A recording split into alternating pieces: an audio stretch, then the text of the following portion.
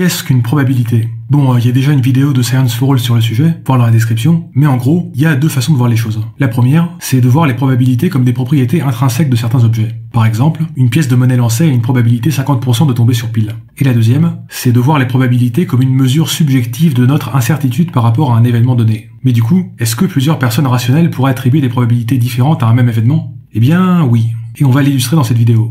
Imaginez un dé à 6 faces, 3 faces rouges A, B et C, et 3 faces bleues A, B et C. On lance ce dé, puis on demande à plusieurs personnes quelle est la probabilité que le dé soit tombé sur chacune des faces. La première personne a les yeux bandés. Du coup, pour elle, les probabilités, c'est 1/6 partout. La deuxième personne est myope et n'a pas ses lunettes. Elle peut donc distinguer les couleurs, mais pas les lettres. Et comme elle voit que le dé est tombé sur une face rouge, elle attribue une probabilité 1/3 à chaque face rouge et 0 aux faces bleues. La troisième personne porte un casque qui la fait voir en noir et blanc. Elle ne peut donc pas distinguer les couleurs. Mais elle voit que le dé est tombé sur un B.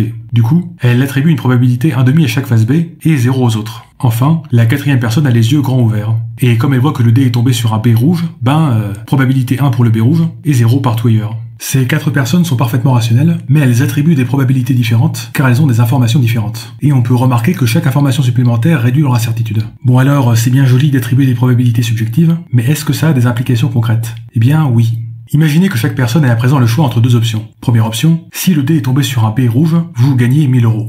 Deuxième option, vous piochez une boule dans une urne qui contient 4 boules vertes et 6 boules jaunes. Et si la boule est verte, vous gagnez 1000 €. Donc dans cette deuxième option, on a 40% de chance de gagner 1000 €. Du point de vue de la personne myope, le dé a 33% de chance d'être tombé sur un B rouge. Elle a donc plus de chances de gagner 1000 € en prenant la deuxième option. Mais du point de vue de la personne qui voit en noir et blanc, le dé a 50% de chance d'être tombé sur un B rouge. Elle a donc plus de chances de gagner 1000 € en prenant la première option. Alors bien sûr, nous on connaît la réponse, donc on sait qu'on gagne à coup sûr en prenant la première option. Mais on peut être parfaitement rationnel et prendre des décisions différentes, parce qu'on attribue des probabilités différentes à un même événement.